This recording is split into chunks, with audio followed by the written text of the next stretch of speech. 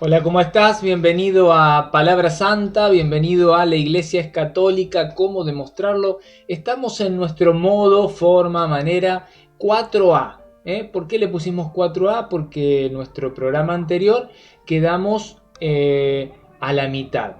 Hablamos algo sobre la sucesión apostólica y lo último que te comenté fue la designación de Matías como nuevo apóstol, como nuevo sucesor de Judas Iscariote. Judas, sabemos todos que se quita la vida. Quedan 11 de esos elegidos por Jesús para formar la iglesia jerárquica, la que tenía autoridad. Lo hemos visto todo en el programa pasado. Si no lo viste, te invito a que vayas a ver el programa pasado que se llama Modo 4. Y ahí yo te mostré Hechos de los Apóstoles, capítulo 1, versículo 15 en adelante. Es la primera sucesión apostólica. Real, concreto, forma parte de la palabra, está en cualquier Biblia católica o protestante. Hechos de los Apóstoles, capítulo 1, versículo 15 y siguiente.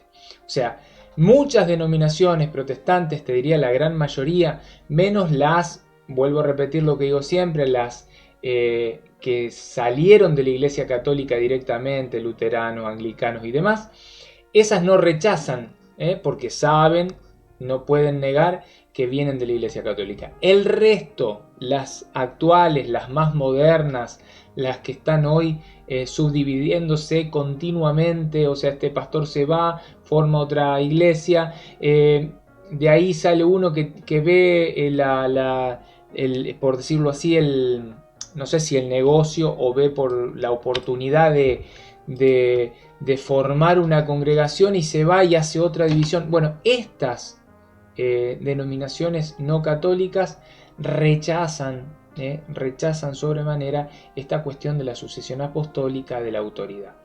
Bueno, yo ya te lo mostré, ahora te voy a mostrar otra cosa como para que te preguntes,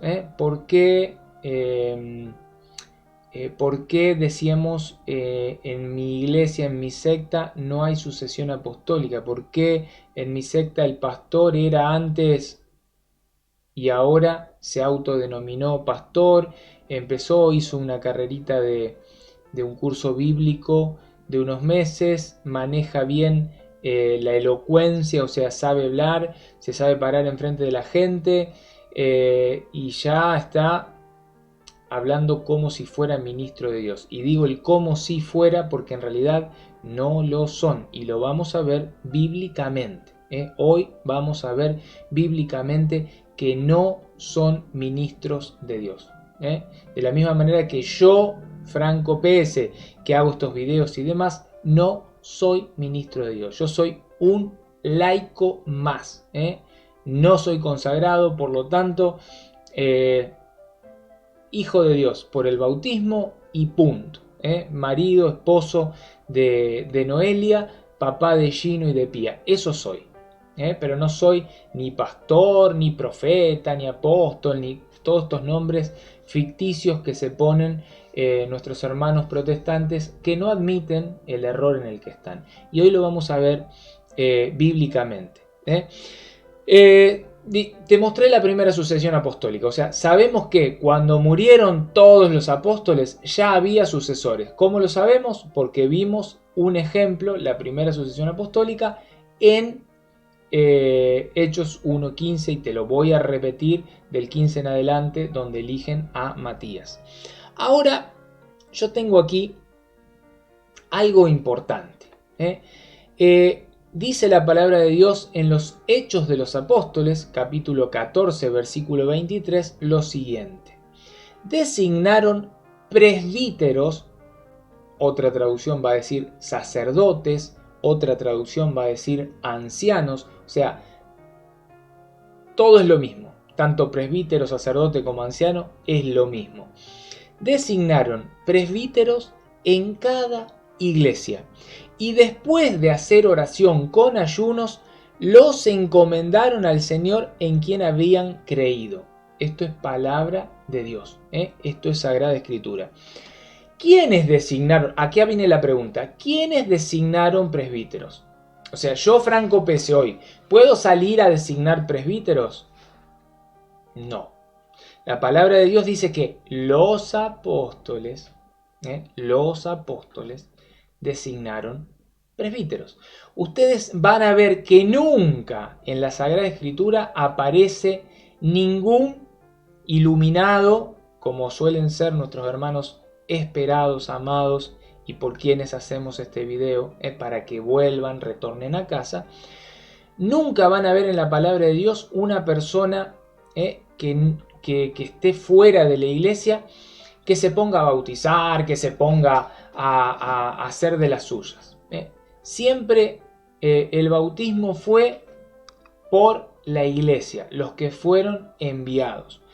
En este caso, la designación de los presbíteros fue de manos de apóstoles, de enviados, o de personas que recibieron de estos apóstoles enviados la orden de establecer presbíteros, diáconos y demás. Y lo vamos a ir viendo. Esto es claro. Hechos 14:23 designaban presbíteros en cada iglesia. O sea, iban población por población y ponían un presbítero, un sacerdote, un anciano, que no necesariamente tenía que ser anciano de viejo, y esto lo vamos a ver ahora cuando lleguemos a Timoteo, porque Timoteo era muy joven y de hecho Pablo lo va a decir, que nadie te maltrate por tu juventud, todo lo contrario. Lo puedes encontrar en la segunda carta de Timoteo, capítulo 4, esto que te estoy diciendo. Segunda de Timoteo, capítulo 1, versículos 7 al 9, dice: por esto te recomiendo que reavives el carisma de Dios que está en ti. Esto Pablo le está diciendo a Timoteo. Reavives el carisma de Dios que está en ti por la imposición de mis manos. Acá está el eje y centro de lo que tenés que aprender. La ordenación de presbíteros, la ordenación de diáconos, era a través de la imposición de manos. ¿De cualquier persona? No. Y esto vuelvo a hacer, a pedirte por favor que prestes atención. ¿Por qué? Porque esta cuestión de la sola escritura que tienen las denominaciones protestantes separadas de la Iglesia Católica hizo que darle la autoridad y potestad de interpretación a cualquier persona como quiera. Al punto que si yo fuera, y me vas a entender, si yo fuera una persona que hace Reiki y leyera este pasaje, yo tranquilamente podría decir, ah, viste, ahí está.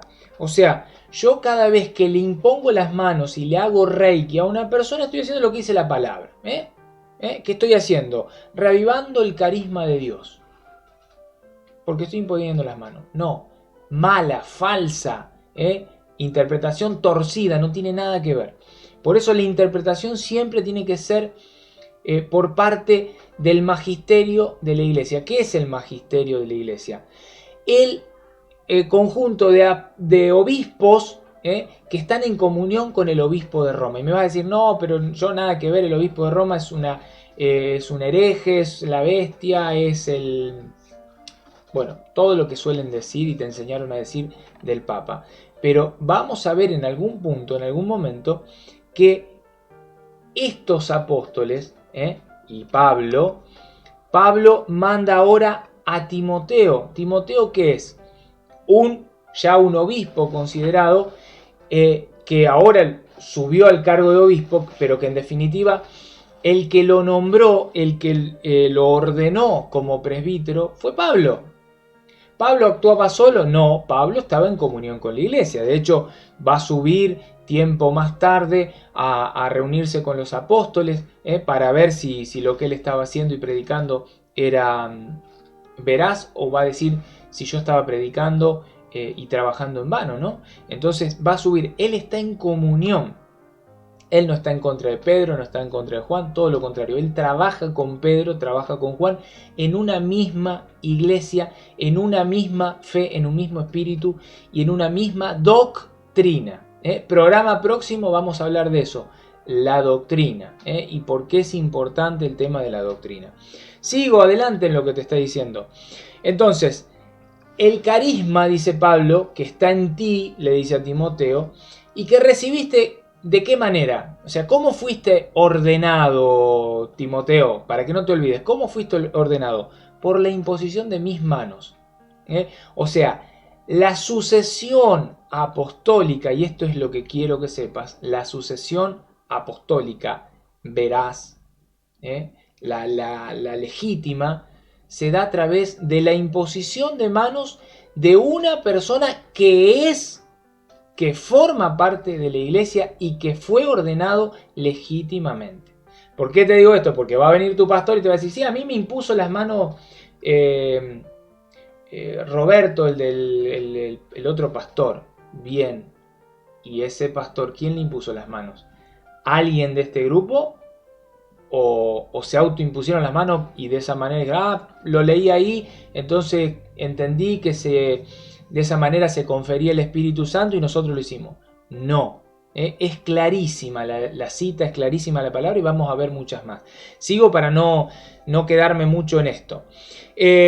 Porque no nos dio el Señor a nosotros un espíritu de timidez. Fíjate el nosotros. Pablo está hablando de nosotros y lo incluye a Timoteo. ¿Por qué? Porque Timoteo ahora forma parte de ese grupo de enviados, de ese grupo que tiene autoridad, de ese grupo jerárquico, de esos que eligió Jesús. Jesús tenía discípulos, pero eligió 12 y preparó a 12 y envió a 12, no a todos. No tenemos todos la misma tarea, no. Ese grupo jerárquico que hoy continúa, que ha recibido esta sucesión apostólica, ese grupo jerárquico tiene esto, ¿no? El Señor a nosotros nos dio un espíritu de fortaleza, de caridad y de templanza, no de timidez, va a decir Pablo a Timoteo. No te avergüences, pues, ni del testimonio que has de dar de nuestro Señor, ni de mí, su prisionero, sino al contrario, soporta conmigo los sufrimientos por el Evangelio, ayudado por la fuerza de Dios. Bueno, y va a seguir hablando Pablo a Timoteo, pero le dijo algo muy, muy concreto. Vos fuiste ordenado, este orden, el orden sagrado, fuiste ordenado por la imposición de manos mía, de una persona legítima, que también fue ordenado y ha recibido la imposición de mano, y podríamos verlo en los Hechos de los Apóstoles cuando el Espíritu Santo le pide a los apóstoles que aparten a Pablo y a otra persona más para enviarlos, para enviarlos. Entonces ellos van a recibir, estas dos personas, Pablo y esta segunda persona, van a recibir la imposición de manos. Sigo adelante. Primera de Timoteo 4:14, otro ejemplo. No descuides el carisma que hay en ti, que se te comunicó por intervención profética mediante la imposición de las manos del colegio de presbíteros. O sea, no cualquier Bartolito, no cualquier persona que se cree iluminado, no cualquiera que se crea biblista, maestro, erudito bíblico. No. Pablo lo dice claro, no descuides ese carisma que hay en vos, que te ha sido comunicado mediante la imposición de las manos del colegio de presbíteros. O sea, no cualquiera, el colegio de presbítero, el colegio de sacerdote. Esto que las denominaciones protestantes no tienen, no hay presbíteros, no hay sacerdotes. De hecho, para ellos el sacerdocio ministerial terminó con Jesucristo, y van a decir que es el único sacerdote, no hay más. Que esto va a ser tema para después. Yo te voy a demostrar que sí hay más, y que hay un sacerdocio, un nuevo sacerdocio que es cambiado, reemplazado y que tiene una tarea. Y de hecho lo estás viendo en la palabra. Presbítero, sacerdote, o sea que el cargo está. Que no lo quieran ver es otro tema. Seguimos adelante. 1 Timoteo 5:22. No te precipites en imponer a nadie las manos. No te hagas partícipe de los pecados ajenos. Consérvate puro. ¿Qué le está diciendo Pablo a Timoteo? O sea, vos también tenés la tarea de nombrar otros presbíteros. O sea, estamos en una iglesia que inicia, y que va a ir extendiéndose. Salen a anunciar la palabra, van comunidad por comunidad y van estableciendo en cada comunidad un jefe jerárquico que se llama presbítero, el presbítero. Después vamos a ver una figura que está por encima del presbítero, lo vamos a ver ahora, pero Timoteo tiene esa tarea, la de nombrar presbíteros. Ya sabemos que él es obispo. ¿Por qué lo sabemos? Por la tradición, no por la palabra. Por la tradición. Sabemos que aquel que puede nombrar un presbítero ya necesariamente tiene que haber pasado al estado de obispo, al escalafón jerárquico que le sigue al presbítero. Está el diaconado, el presbiterado y el obispado. Pablo le dice: no te apures, no te precipites, ¿no? Primero fíjate bien a quién le vas a imponer las manos. Sigo más adelante. Ahora vamos a ver lo que Pablo le dice a Tito, otro ejemplo. Primer capítulo de Tito, el versículo 5 dice: el motivo de haberte dejado en Creta, Pablo lo deja en Creta a Tito, fue para que acabaras de organizar lo que faltaba y establecieras presbíteros en cada ciudad como yo te ordené. Pablo es apóstol, Pablo es enviado, Pablo recibió la imposición de las manos del colegio de presbíteros, Pablo está autorizado a dar sucesión apostólica a quien quiera, y Pablo autoriza a Tito, como ya vimos que autorizó a Timoteo, autoriza a Tito para que haga lo mismo, lo deja en Creta y le da esta orden. Eso es la autoridad que tiene Pablo, la autoridad que tienen los apóstoles y todo el colegio ahora de presbíteros, porque ya los apóstoles empezaron a nombrar y empiezan a haber otras personas que comparten esa jerarquía, ese nivel jerárquico, que son, por ejemplo, Pablo. Por ejemplo, vimos recién Timoteo, ahora vemos a Tito. ¿Por qué puede Tito dar imposición de manos? ¿Por qué Tito puede dar sucesión apostólica? ¿Por qué Tito puede nombrar presbítero? Porque una persona de un nivel jerárquico superior, Pablo en este caso, le da la potestad de hacer esa tarea. Yo, Franco Pese, ¿puedo hacer esa tarea? No. De hecho, ¿puedo hacerlo? ¿Debería hacerlo? No. ¿Por qué? Porque no estoy autorizado. Porque sería una obra de teatro. Y esto es lo que quiero que te pongas a pensar con respecto a las denominaciones separadas. Mi pastor recibió la imposición de manos del pastor Roberto. ¿Qué fue eso? Una gran obra de teatro. Una mentira. Frente a los ojos de Dios, cero validez. ¿Por qué? Porque no fueron enviados. No tienen ninguna relación, no guardan ninguna relación con estos presbíteros, con estos obispos que estamos viendo. Sigo adelante para no quedarme ahí.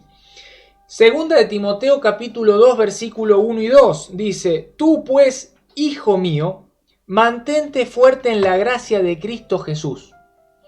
Y cuanto me has oído en presencia de muchos testigos, confíalo a hombres fieles que sean capaces a su vez de instruir a otros. Ahí Pablo le está dando el formato, la manera. ¿Te acuerdas que antes le decía a Timoteo: no te apresures, pará, no te apresures, no te hagas partícipe de los pecados de los otros? Y ahora le muestra cuál es la forma. Mantente fuerte en la gracia de Cristo Jesús.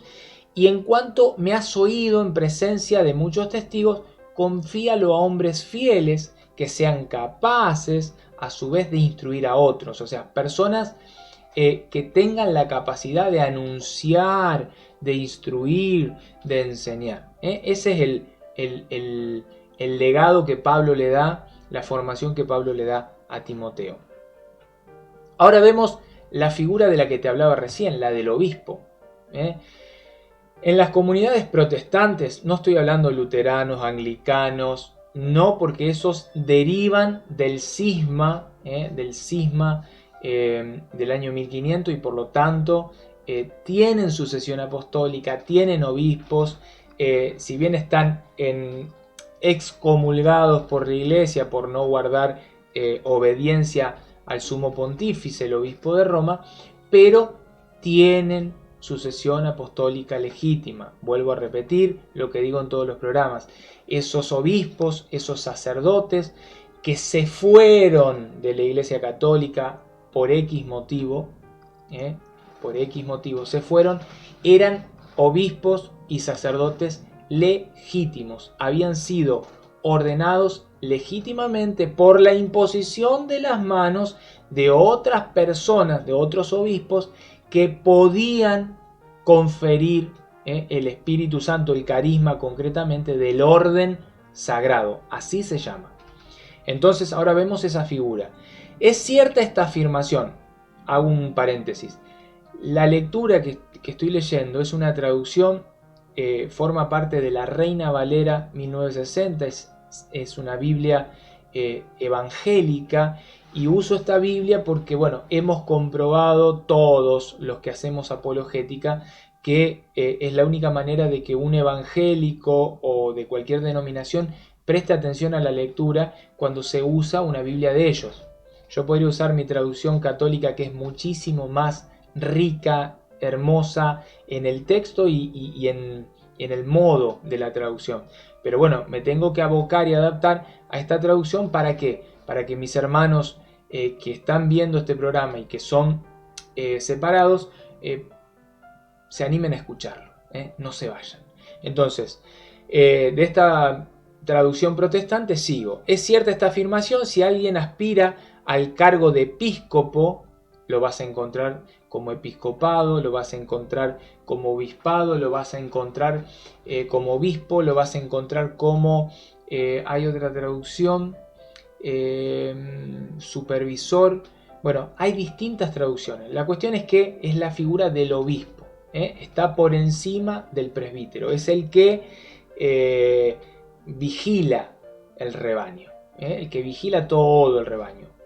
Dice: desea una noble función, es pues necesario que el obispo, el episcopo, sea irreprensible, casado una sola vez. En ese momento se pedía eso, y lo digo y lo aclaro. ¿Por qué? Porque ahí va a saltar un hermano separado diciendo: los obispos no se casan, y ahí habla de que se case. En ese momento se recomendaba eso. Después, en otro tiempo, en otro momento, se pasó a lo que es el celibato, que en algún momento vamos a hablar porque también es bíblico. Te lo dejo como tarea: Mateo 19, 4 en adelante, Primera de Corintios capítulo 7, todo el capítulo 7 va a hablar de la importancia de mantenerse como era Pablo, solito, sin novia ni esposa, nada, solito.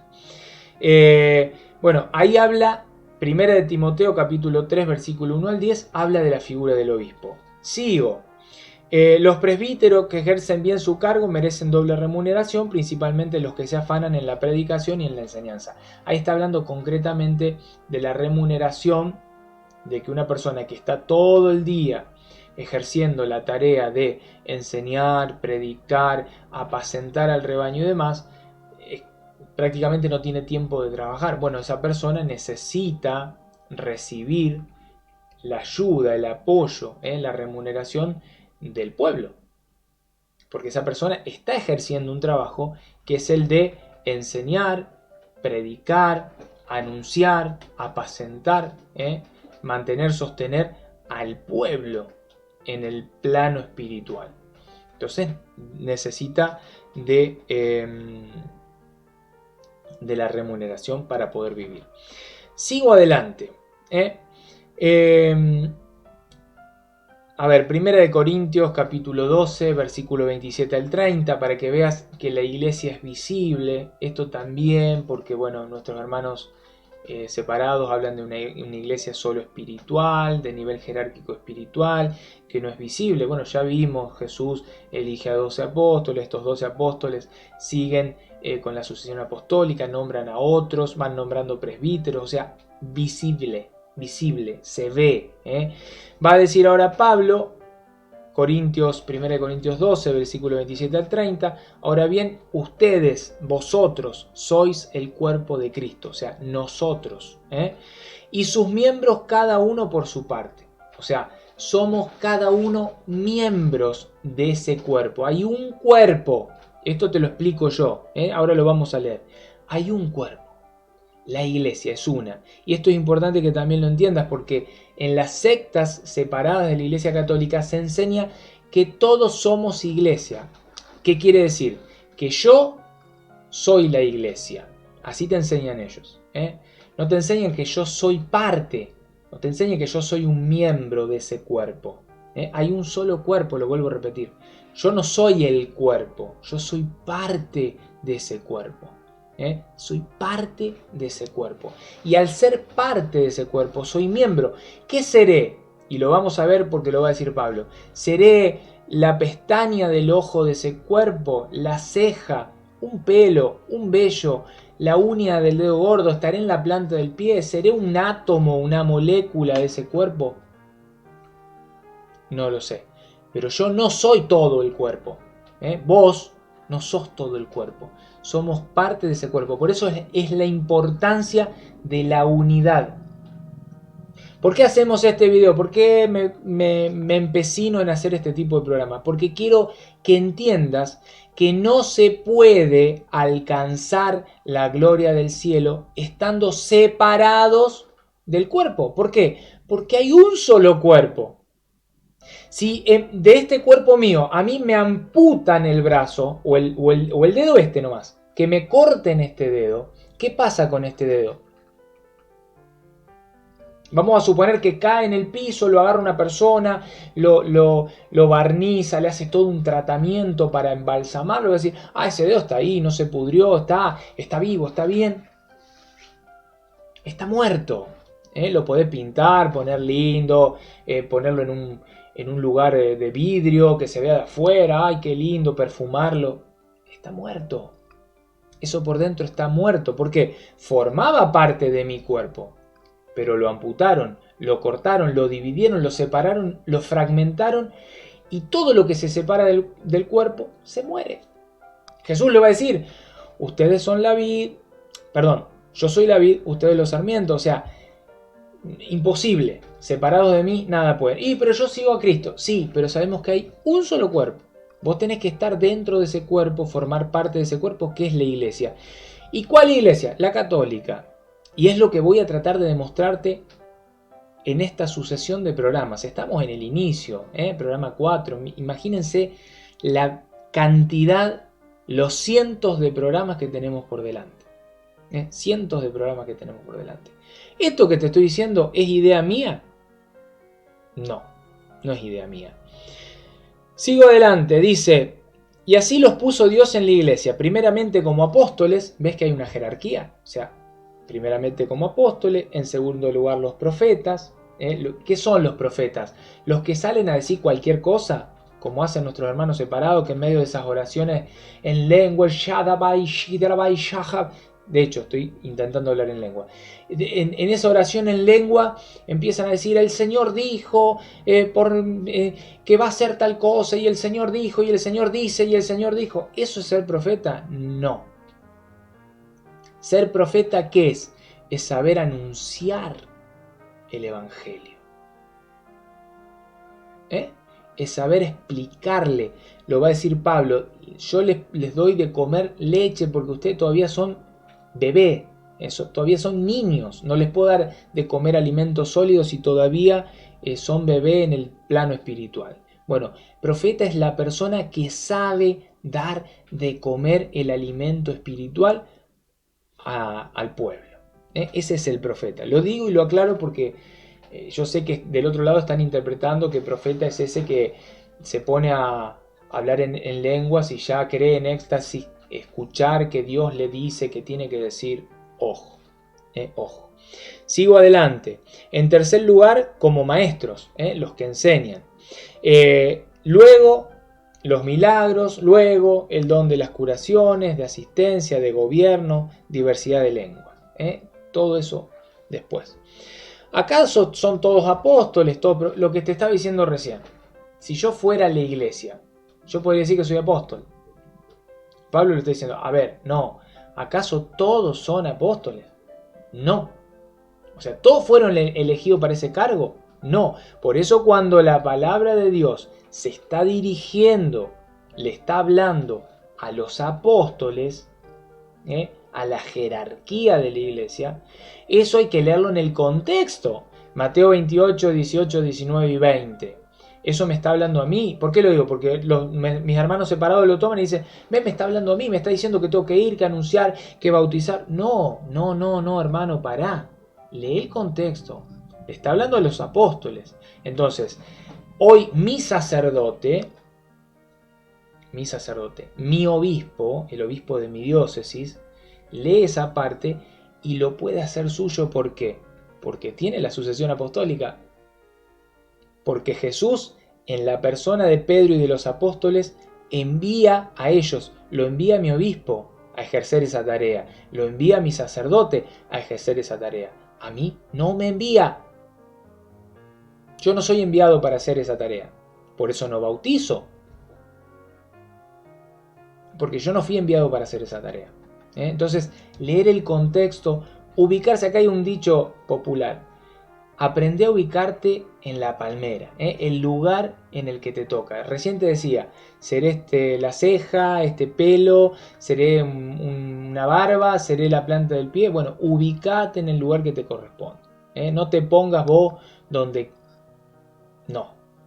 Donde Dios, a donde Dios te llamó. No te llamó a hacer algo que no sos. Por más que vos digas que sos, no lo sos. Sigo adelante. Va a decir, una manera de visualizar esta iglesia visible. Vimos la sucesión apostólica a través de la imposición de manos, presbítero, obispo. Podríamos haber visto la figura del diácono ahí mismo en 1 Timoteo capítulo 3. Creo que en capítulo 8 también hay algo. Dice Efesios 2, versículo 19 al 22. Así pues, ya no sois extraños ni forasteros, sino conciudadanos de los santos y familiares de Dios, edificados sobre el cimiento de los apóstoles y profetas. O sea que hay un cimiento, hay una base. No sé cómo será en tu país, pero acá en mi país, cuando van a construir una casa, hacen un pozo, por decirlo así, y plantan ahí en los cimientos justamente eso, algo súper duro, rígido, que en este caso acá lo hacen con cemento, una capa, y ese es el cimiento, o sea, es lo que va a sostener toda la estructura. En este caso Pablo está diciéndole a los efesios que ese cimiento que sostiene todo el edificio, todo el cuerpo, ese cimiento que sostiene todo el cuerpo son los apóstoles. Me va a decir, Franco, herejía, es Jesucristo. No, son los apóstoles. Jesucristo es la cabeza. La cabeza. La cabeza de la iglesia. Pero en el edificio, ¿qué es? La piedra angular. ¿Y qué es la piedra angular? La piedra que une, que impide que se derrumbe el edificio. Es esa piedra que unifica todo, que lo unifica todo. Eso se le llama piedra angular. En la construcción de la antigüedad, sería muy fácil de explicárselo a una persona en la antigüedad, porque la piedra angular, la piedra del ángulo, era la que daba coherencia a la construcción. Es como, imagínense esta construcción que está detrás mío, estos ladrillos, a ver cómo te puedo mostrar, estos ladrillos que están acá, de fondo, hay un punto en donde necesitan de un ladrillo angular, el que va a sostener toda la estructura, para que esto no haga así, ¡bloom!, se caiga hacia adentro, y para que no se caiga hacia afuera. La piedra angular es la que sostiene todo eso. Pero Jesús no está abajo en el piso, no es los cimientos, no. Los cimientos son los apóstoles. Piedras vivas que puso Jesucristo. Él los eligió, Él los formó, Él los preparó y puso esos cimientos. De hecho, la primera piedra es Pedro.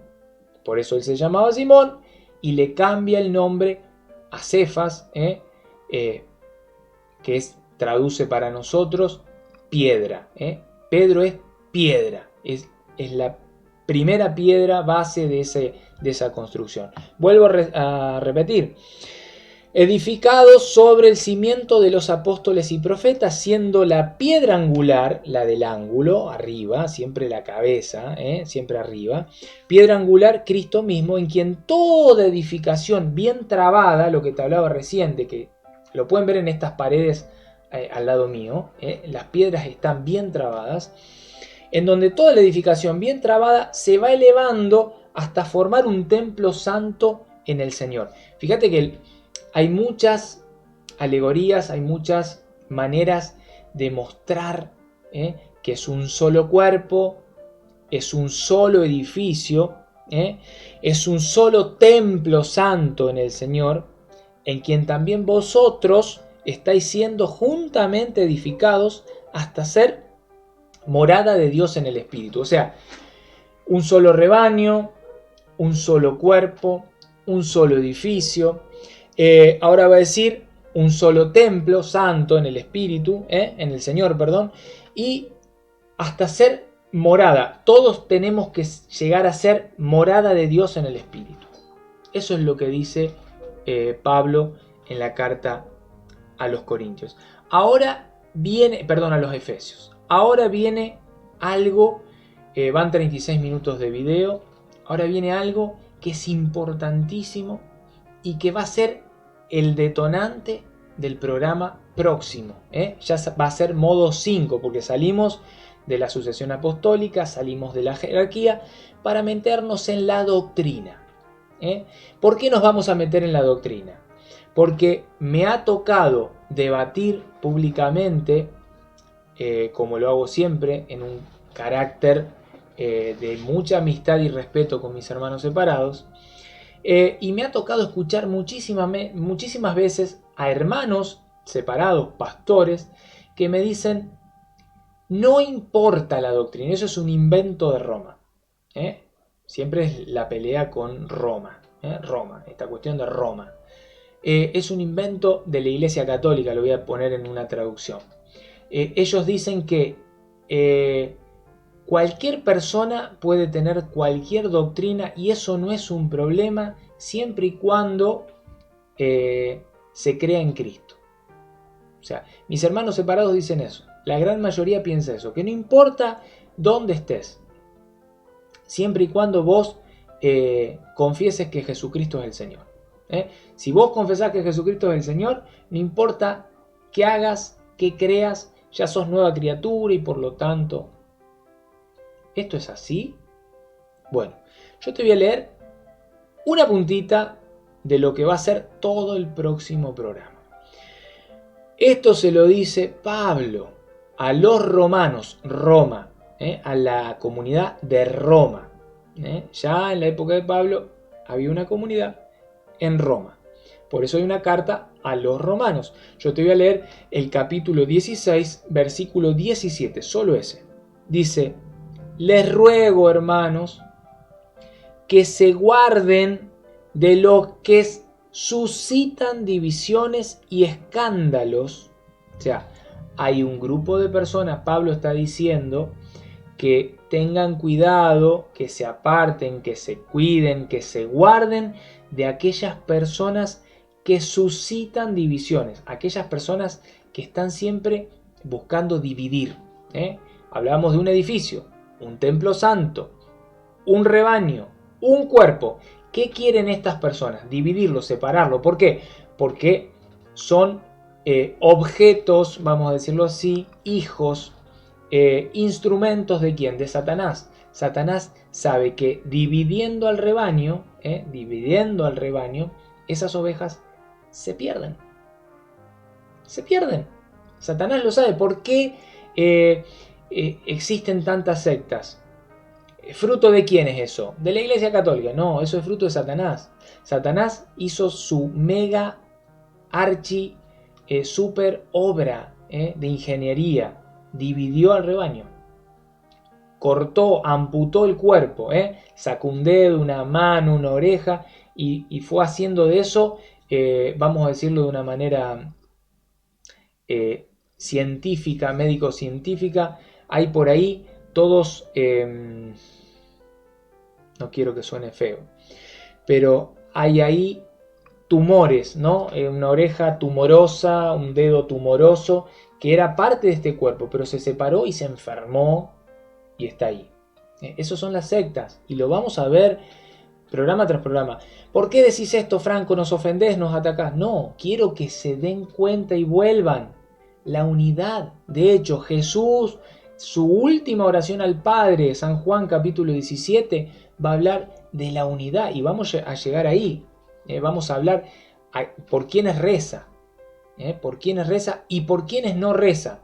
Y vamos a ver si vos que estás en una secta separada, formás parte de esa oración de Jesús o no. Lo vamos a ver.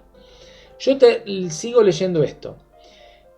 Les ruego, hermanos, que se guarden, se cuiden, se libren. Le pongo yo todos estos sinónimos para que vos lo puedas entender. Se guarden de los que suscitan divisiones y escándalos contra la doctrina. Fíjate que habla en singular. Una. La doctrina que habéis aprendido, por eso apartaos de ellos. O sea, Pablo le dice a los romanos que ya han sido evangelizados, que ya han sido bautizados, que ya forman parte del pueblo de Dios, que ya son cristianos. Les dice, cuídense. Ya en el tiempo de Pablo había personas que venían a decir, no, lo que enseña Pablo y la iglesia, eso es mentira. Jerarquía, no, ¿qué jerarquía? No obedezcan, jerarquía no. Ejemplo, ¿no? Vamos a meternos en algún momento en las herejías, las principales herejías en estos 2000 años, para que te rías, porque te vas a encontrar con cosas que son muy graciosas y muy tristes a la vez. Pero fíjate que para Pablo era importantísimo, y vamos a ver que para Pedro, para Juan, para Santiago, también. Era importantísimo que la doctrina, no salirse de la doctrina, no salirse de la iglesia. Y vamos a ver que la iglesia es la única que custodia y enseña la verdad. Hay una verdad, hay una doctrina en singular. Por eso, es veraz lo que decían estos pastores. Esto es personal, lo he vivido yo, y si vos no lo has vivido, empezá a vivirlo por cuenta propia, preguntales. ¿Da lo mismo cualquier doctrina?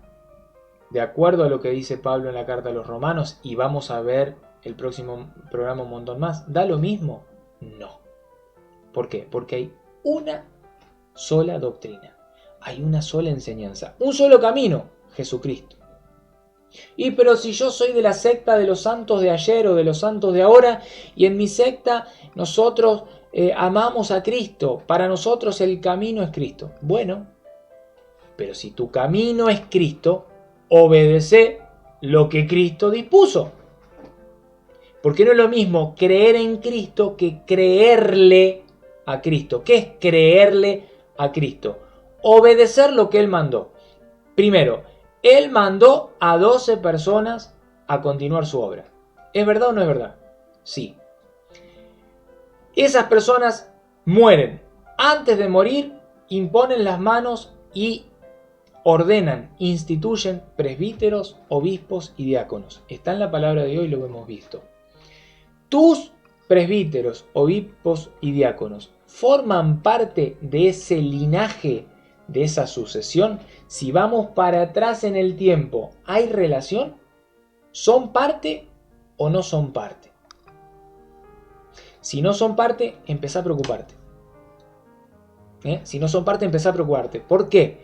Porque no estás formando parte de esa iglesia, de ese cuerpo, de ese edificio, de ese templo santo, de esa morada santa, de ese rebaño, y vamos a ver un montón de alegorías o prefiguraciones que va haciendo Pablo a las distintas comunidades cuando escribe sus cartas y epístolas. Hasta hoy. Llegamos aquí. Próximo programa, doctrina, verdadera doctrina. Vamos a ver cuál es la verdadera doctrina y cómo reconocerla. No aquellos que agarran la palabra de Dios y dicen no, porque nosotros vamos de 2 en 2, como dicen los testigos de Jehová, nosotros cumplimos con ir casa por casa de 2 en 2, nosotros somos la iglesia de Jesucristo. ¿Basta eso?